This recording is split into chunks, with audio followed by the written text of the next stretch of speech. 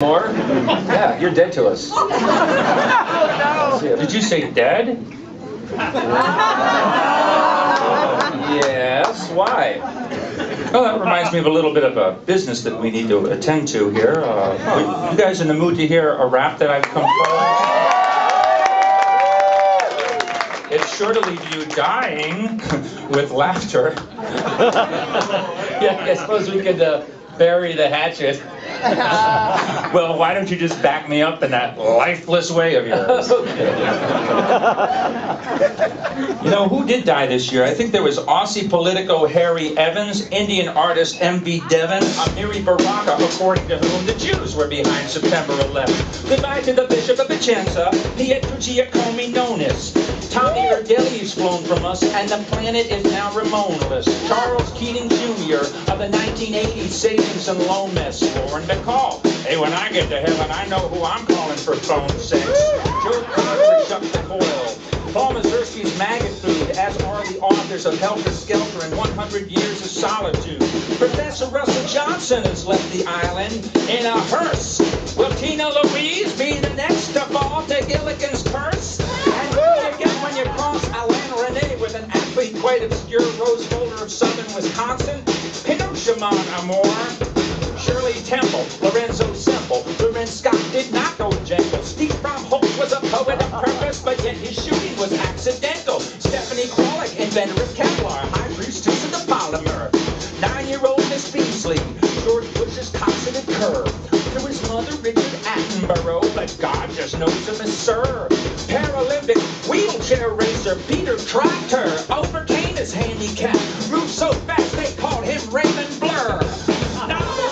Ulysses Maddie and Umi Kriestan, who's their vodka Shally of Devo. Are we not men? No, but you were.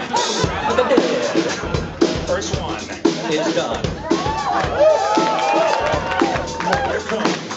How's it going, Gerald? I'm doing well. All right, you're doing great. Thank you. Luckily, we have some more guests. Yay! And now, as a wrap of the day public service, our next two couplets are aimed at those who have trouble distinguishing between the identically surnamed. James McGregor Burns was an ace at history writing, but the Texas Chainsaw Massacre was Marilyn Burns, and her death wasn't even exciting. Roy Leonard spun records as a WGN DJ. Gloria Leonard stunned Peckers with her E-A-G-I-N-A. Sir Up and Done, Edward Shiver Bouncy, a bundle of fun. Richard Mellon, Scavy, billionaire right-winger. Johnny Winter, very, very white singer. Right of the Waltons. Doctor Who's Christopher Barry. Don't forget Richard Bull from Little House on the Prairie.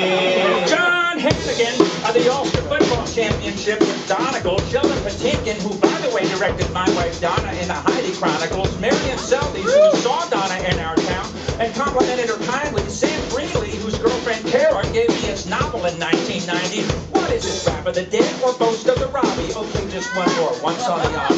George Hamilton IV introduced me. He said, what kind of music do you play loosely? When I said country, he laughed profusely. So long, George. And goodbye, Jimmy C. Newman. Where could old Jack Bruce be? Is it possible he's sharing a brewski with British beer king Peter Austin? Well, excuse me, I can't say that I'll miss Iraqi holy man Ignatius E. was, or that I never wish Mickey Rooney's career was as short as he was. Baseball southpaw Amy Schumann, Pulitzer poet Maxine Cuban, the Jack director of Red Class Roman, George Little, who did costuming for Apocalypse Now. You only had to tune into Iran-Contra to see the few men equal the blooming figure of Lawrence Walsh, who had been prosecuting since the president was Harry Truman. English dinner, Gwen Matthewson, Israeli writer Barry Rubin. If you wanted to ask Scooby-Doo's friend Shaggy, where the hell have you been? You'd have to go find Casey Kasem and exhume him. One day he was blooming, and the next ex-human. There's no getting Andy Davis or Carmen Zapata of Sister Act back. If there's a lame comedy heaven, it's gotta have a hell of a laugh track. People were here, and now they're gone, and that's just a natural fact, Jack. They're deader than my first marriage of Gilbert Gottfried's career coach, Affleck.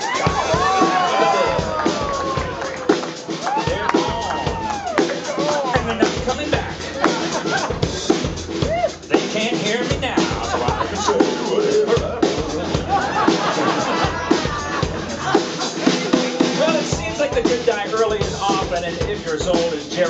and then maybe you look okay in a coffin, but not if you're Philip Seymour Hoffman.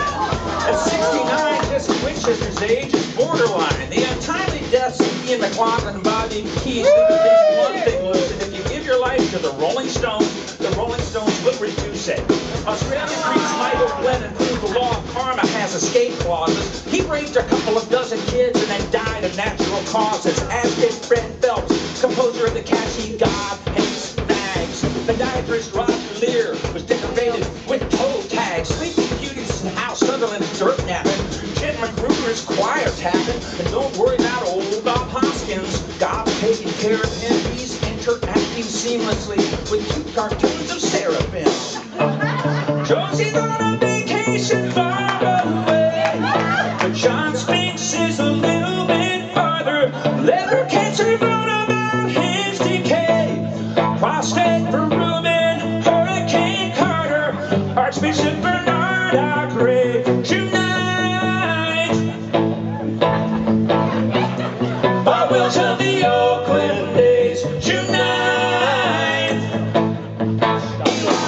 Charlie Hayes, Thomas Berger hit the afterlife. Gary Brown did. Here comes Elaine Stritch, who couldn't stop drinking and then couldn't stop talking about it. It seems God means his comedy delivered in doses so big it would give me the shivers. Robin Williams, Mike Nichols, Joan Rivers, my own taste run into semi-famous, like Sid Caesar and the great Harold Ramis. Hey! And at CarMax, among other firms, Senator Howard Baker is holding a hearing with worms. Miss Venezuela was fatally shot. Cancer beat wrestler George Scott. Any fans here of Ian Paisley? No, I suspected not. When the Second World War hit, Eva Krogstad was one anti-Nazi Nordic. No other keeper doesn't sing. Maya Angelou ain't there to record it. Peter Stooges wrote Life on Earth. Stephen Nagel orbited it. Artist Norman Cornish, Nadine Gordimer, Nobel laureate. Far be it from me to compare him to Bounty, but Louis' mind was absorbed at North Korea's Osanga, killed by a flamethrower. On the glorious Orient, James Foley, too medic-oriented. The coverage was brilliant. Emile Domores attacked by a bullshit. Rock presents a machine is full. Louis Samperini of Unbroken, broken by a cough. Air supplies, Peter Dawkins' air supply is cut off. Vermont, Mrs. Frank Village is judge, and Jim Jeffords is Senate leader. Judy Barr took Pinker thought outside the box, ended inside a box. A cedar, Jane Byrne and Marion Barry threw bad governance, face straight theater. Don Pardo's final words. Ladies and gentlemen, St. Peter.